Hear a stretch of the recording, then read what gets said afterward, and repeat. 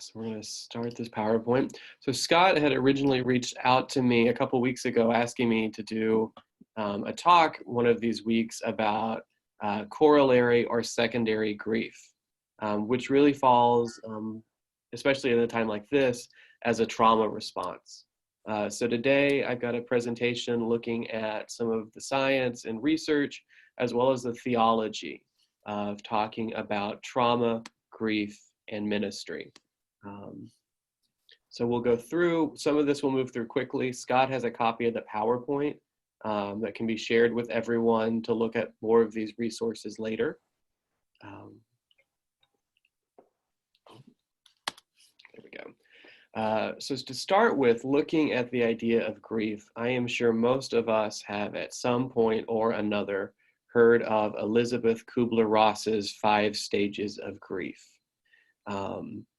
Which sort of form the basis of thought about how people move through grief psychologically. These come from her book on death and dying. It is a great book for anyone who cares for those who are dying in any capacity. However, if you haven't read it, there's another book by Kübler-Ross that you should read instead, if you're only going to read one. Her last book was on grief and grieving. And she talks about sort of the ways that these 5 stages of grief have been misunderstood. Because the truth is, the way that things were taken out of On Death and Dying and ran with by other people, the idea was that these 5 stages are sequential, they are logical, you move from denial to anger to bargaining, there are discrete beginnings and ends, and that is just not an accurate depiction of how we grieve, either for the death of someone we love or for other losses. The better way to think of them as of 5 different types of waves that could overtake us. They don't necessarily come in this order. People don't start with denial necessarily. Many do, but they don't. And it doesn't mean that you're going to move from denial to anger to bargaining to depression to acceptance and then be done. You might begin in denial, move into bargaining. When the bargaining, that sort of pleading, especially with the idea of God or a higher power to prevent or to reset the loss, when that doesn't work, someone might move into anger or acceptance. And especially with acceptance, this idea that we're reincorporating the loss into our sense of who we are as people, who God is, and how the world works. That doesn't necessarily mean the end of our grief process. That often is an important turning point, but acceptance might take us back to anger or any of these other phases of grief because there might still be more work to be done. And especially with this sort of ongoing trauma that we're experiencing with COVID-19 throughout society, grieving is probably not going to be logical or neat right now. This is a quote that Kübler-Ross has in her book on grief and grieving that I think is really important to lift up right now. She writes, "No loss counts more than another. It is your loss that counts for you. It is your loss that affects you. Your loss is deep and deserves your personal attention without comparison." I want to repeat that. Your loss is deep and deserves your personal attention without comparison. You are the only one who can survey the magnitude of your loss. No one will ever know the meaning of what was shared, the deepness of the void that shadows your future. And I don't know about you, but I have been seeing, especially on social media, a lot of comparison of loss right now. The truth is that all of us are grieving various things. There's been various things that we've lost. Certainly all of us on this call are grieving in one way or another our expectations of what Holy Week and Easter would be like. And it doesn't help to compare that. Sometimes I've seen a lot of stuff about first world problems, or a seminary classmate shared on Twitter yesterday how troubling it was that for her that it had been over a month since she had celebrated the Eucharist. And her Twitter feed was full of replies about, well, at least you're ordained, you can celebrate the Eucharist. Or, I haven't served a church since this for many years, you're lucky that you have a church that you're still serving. And none of that actually helps. This is a time to be kind with ourselves, to not compare loss or grief, but to be attentive to the many losses that we're facing right now. And I also think it's important to remember that the way that COVID-19, the illness caused by coronavirus, is going to affect us in the Diocese of Maryland and each of our congregations will not be equal. Pandemics do not strike according to our population share. We won't say that larger congregations will have more loss, smaller congregations will have less. There are only so many Episcopalians in Maryland, so we'll probably only be this number of deaths.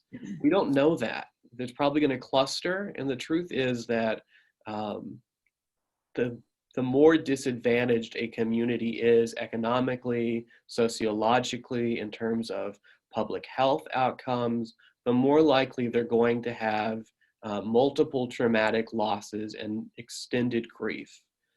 So that's an important thing to keep aware of. All of our grief is valid, and our grief is not going to be equally shared during this really difficult time. So with that sort of the idea of grief in mind, I'd like to introduce the idea of trauma.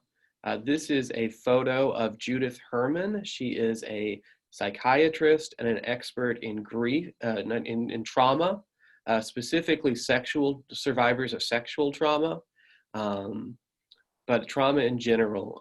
She writes in her excellent book, Trauma and Recovery, traumatic events are extraordinary, not because they occur rarely, but rather because they overwhelm the ordinary human adaptations to life. I think this is important because this shows the fact that coronavirus and COVID-19 are overwhelming all our ordinary human adaptations to life, to the way that we engage in ministry as leaders of our faith communities, for our expectations about how things happen.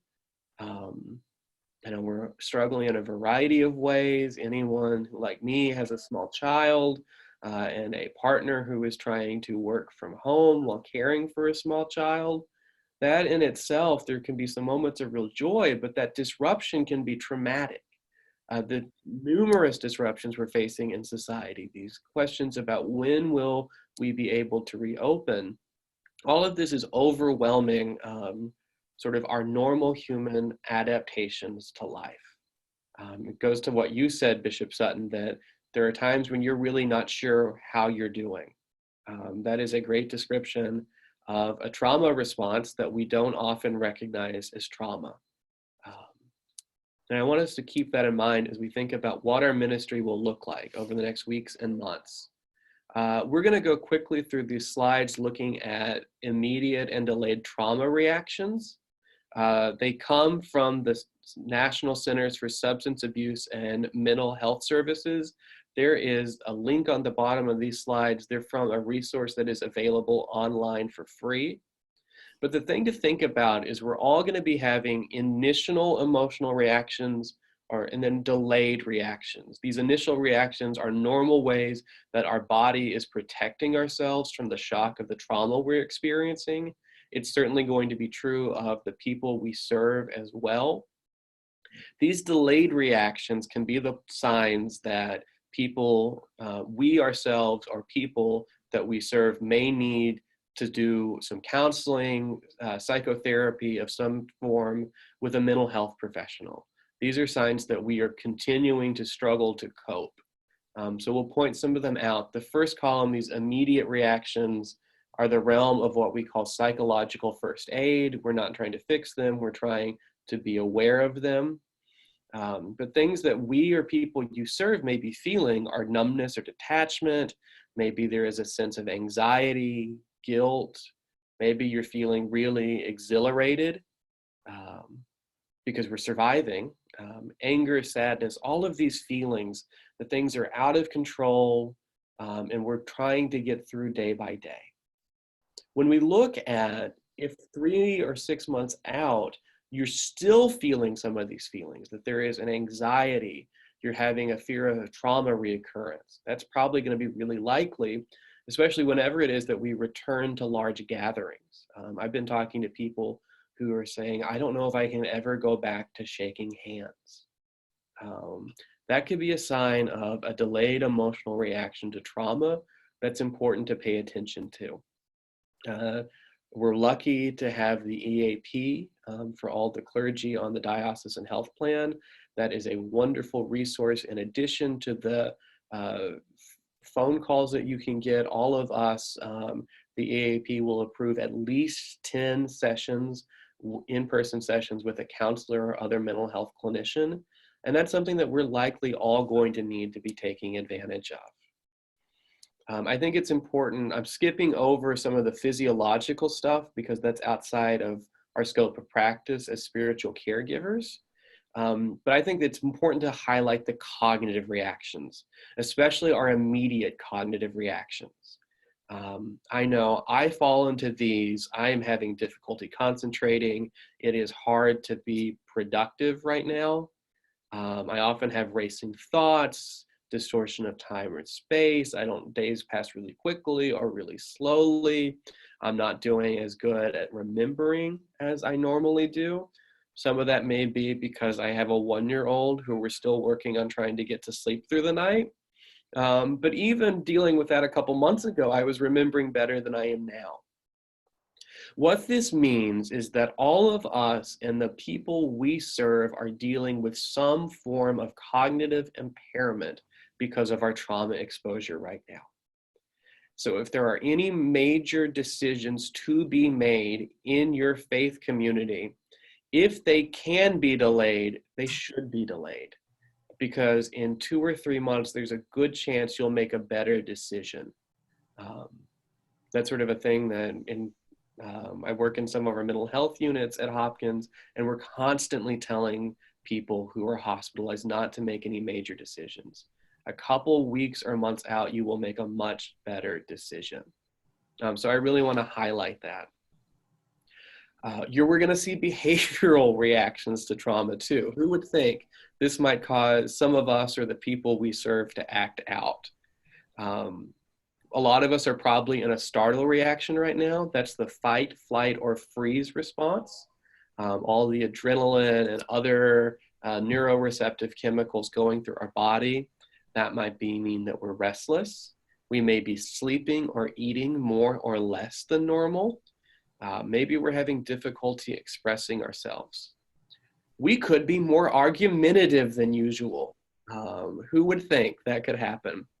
That could also mean that we're doing more self-medication, or people that we serve are doing more self-medication. And especially if that self-medication with drugs, alcohol, tobacco, negative coping mechanisms continues in the weeks and months ahead, that is something to pay attention to. Especially worth highlighting here is that there were already getting reports that intimate partner violence is increasing right now, as well as reports of child abuse. It's a really hard time, and it's something that as a profession that has unique insights into people's lives, we should be watching out for as best we can. Everything is so hidden right now when we're not allowed to gather that makes it hard. And finally, there we get into this category of what psychology calls existential reactions. This is exactly what we do. This is how we make sense of meaning and faith. And the thing that's different here is that there are many positive outcomes as part of the trauma reaction here. We could be using prayer more often and more intensely. I know I've gotten a lot better about praying the daily office in the past month. It's always one of my Lenten disciplines that I don't do too well at, and I've done pretty good this year. Maybe we're seeing all the helpers that are out there, and there's a restoration of faith in the goodness of others. We also might be seeing more despair because we're less able to care for ourselves, to have our life proceed as it normally does. We probably have some disruptions of our assumptions about the way the world works. And the place where we can be really helpful is dealing in the weeks and months ahead with these delayed existential reactions that we should expect that we ourselves and the people we serve will have more questioning. There could be some increased cynicism and disillusionment, but there could also be increased self-confidence. We could see loss of purpose, but we could also see renewed faith. There could be some hopelessness, but this might be a moment to reestablish and redefine priorities and meaning. And so especially as you think about what sort of themes might be in your sermons in the future, what sort of resources you'll make available to your congregation in terms of Christian education, things that help them deal with these existential reactions, to deal with the disillusionment, the sense of questioning, especially questioning God, but also the positive outcomes that we can reestablish our priorities really well. And so with that sort of social sciences background, I'm going to propose sort of one set of answers that we might find in this time, drawing heavily on the theology of Paul Tillich, who was a German Lutheran theologian. He fled Nazi Germany and taught at Union Theological Seminary, Harvard Divinity School, and Chicago Theological Seminary. And this quote comes from his most popular, if not his most accessible work, which is The Courage to Be. And this is the final sentence of that book. The courage to be is rooted in the God who appears when God has disappeared and the anxiety of doubt. Some of us may be feeling ways that God has been more present in this crisis.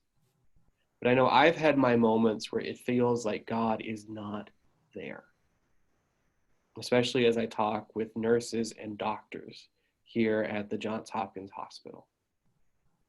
So how has God disappeared for you in the last month? How might God reappear?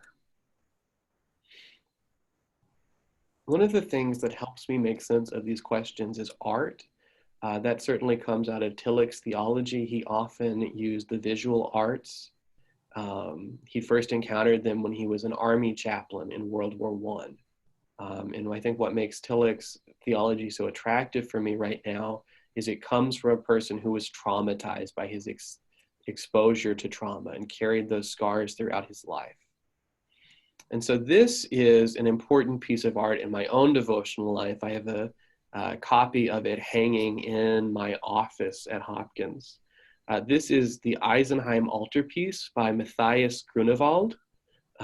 He was a Renaissance German painter, and this piece was commissioned for a German monastery that had a ministry of caring for plague victims. And so this is the outer view of the altarpiece. It can be opened up in several different ways, but this is what most people would have seen when they came in the chapel. And you see St. Sebastian and St. Roque on the two sides, two popular medieval saints for protection against the plague. But what I like to focus on is the image of Christ. And the next slide has some details of this larger image. And it's grotesque. Jesus it's one of, I think, the most grotesque and violent depictions of the crucifixion I've ever seen. But Grunewald was making a really important theological point here, because as you look at these details, you see that Jesus is covered in sores, and he is depicted as suffering from the bubonic plague on the cross. So the contortions that his body were contortions associated with the plague. To my knowledge, this is the only depiction of Jesus as sick. And the fact that it hung in the chapel of a monastery that cared for victims of the plague, I think has this powerful image of Jesus's identification with our trauma. That what the person of Jesus, the person of God in the relationship of the Trinity, is a God who is post-traumatic. We see this, and I think this is important to think about for Sunday's gospel when we'll hear about St. Thomas. This is the incredulity of St. Thomas by Caravaggio. And the risen Christ still bears the scars of the crucifixion. He is marked by the trauma he endured. And so this gives us some insights about what post-traumatic ministry might look like in the person of Jesus Christ, seeing this identification, this continuing identification with our trauma. And somehow our trauma is part of the life of God. This other quote from Tillich comes from a short book he wrote called Dynamics of Faith, where he talks about the relationship between doubt and courage. Tillich writes, doubt is overcome not by repression, but by courage. Courage does not deny that there is doubt, but it takes the doubt into itself as an expression of its own finitude and affirms the content of an ultimate concern. Courage does not seek the safety of an unquestionable conviction. It includes the risk without which no creative life is possible. So how can our faith in God, a God who, as part of our assumptions about God, disappear in the face of this tragedy, this trauma, our grief, God also will reappear and leading us to a newer understanding. What is the risk that will allow us to engage in new creative ministries? This is Sunday's gospel, which I think has some hints. So if you'll permit me, I'm going to read it. When it was evening on that day, the first day of the week, and the doors of the house where the disciples had met were locked for fear of the Jews, Jesus came and stood among them and said, "Peace be with you." After he said this, he showed them his hands and his side. Then the disciples rejoiced when they saw the Lord. Jesus said to them again, "Peace be with you. As the Father has sent me, so I send you." When he had said this, he breathed on them and said to them, "Receive the Holy Spirit. If you receive the sins of any, they are forgiven them. If you retain the sins of any, they are retained." But Thomas, who was called the twin, one of the 12, was not with them when Jesus came. So the other disciples told him, "We have seen the Lord." But he said to them, "Unless I see the mark of the nails in his hands, and put my finger in the mark of the nails and my hand in his side, I will not believe." A week later, his disciples were again in the house, and Thomas was with them. Although the doors were shut, Jesus came and stood among them and said, "Peace be with you." Then he said to Thomas, "Put my finger here and see my hands. Reach out your hand and put it in my side. Do not doubt, but believe." Thomas answered him, "My Lord and my God." Jesus said to him, "Have you believed because you have seen me? Blessed are those who have not seen and yet have come to believe."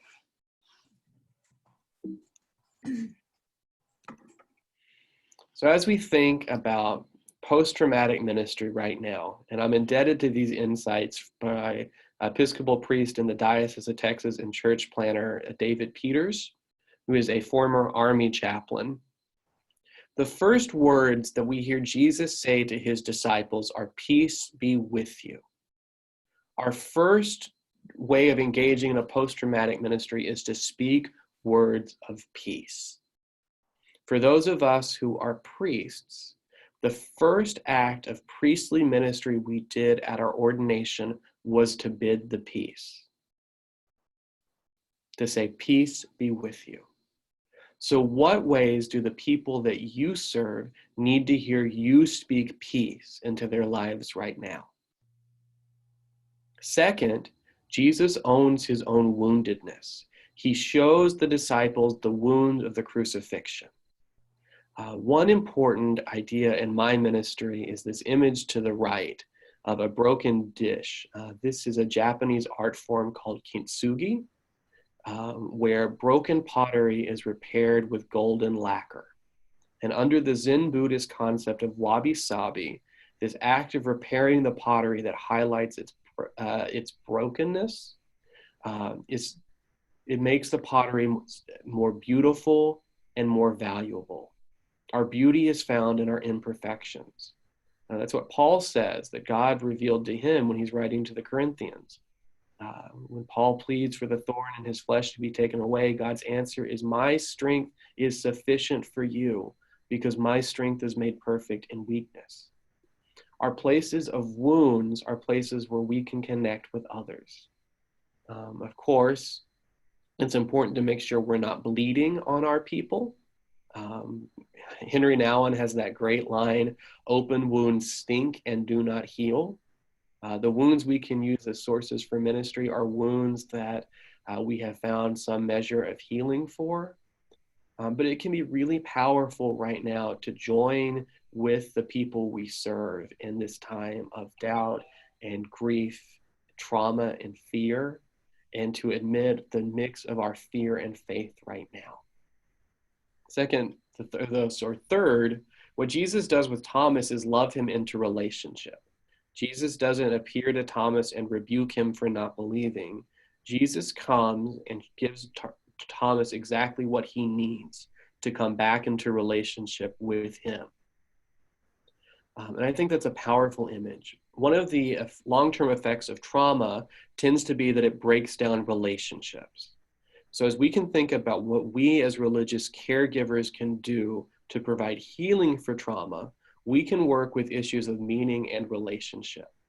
Our people are probably going to act out in various ways. Displacement is a great trauma reaction of putting your anger onto your clergy person. That white collar is a perfect place to project whatever people want to. But recognizing that as part of the trauma response and probably having nothing to do with anything I did can help me respond with love rather than anger, and helping to restore relationship. People are really hungry right now. The most important thing we can do is maintain relationship. There's a lot of literature on trauma. Where in those secondary stages of trauma, it's really important to maintain appropriate and strong boundaries. But in terms of psychological first aid, what we can do best is be available. So thinking about ways we can be flexible with our boundaries, still giving ourselves the space we need to decompress and take care of ourselves, to engage in ministry to others, or perhaps being more willing to respond to people in unusual ways. If people are reaching out to you on Facebook, it may be okay to respond on Facebook, even if you normally don't do that, but meeting people where they are. And finally, we can always listen to understand and not respond. We don't have to have answers. People are probably not coming to us expecting answers. But if we can hear and understand their concerns, that goes a long way to offer care, love, and healing. So in our last slide, I know I've got questions coming. This is a list of resources. Oh, we went too far. And like I said, Scott has this PowerPoint, so he can make it available to everyone in the diocese. Several of these things are things that I've talked about in the PowerPoint, the books I've mentioned. I wanted to highlight, David Peters wrote a book called Post-Traumatic God that talks about ministry to the traumatized. He is especially focusing on his experiences as a veteran and PTSD from serving in the armed forces. But it is a great guide in thinking about how can we reach out with the gospel to those who have suffered unimaginable trauma. And he has a great digest of Paul Tillich's theology if you don't feel like jumping into a book like The Courage to Be, which I will admit is very dense. So this will be made available. Robert Wicks writes a lot about grief. He was a member of Loyola's pastoral counseling program. His book, Riding the Dragon, has 40 short chapters that talk about how we can develop inner strength, and that's been helpful for me. And if you read only one book on this list, read Kübler-Ross's On Grief and Grieving. It is much more accessible than On Death and Dying. It is set up as an index to, so you can just look up one issue at a time. It is a wonderful and lesser known resource in my ministry library. So I'm going to stop.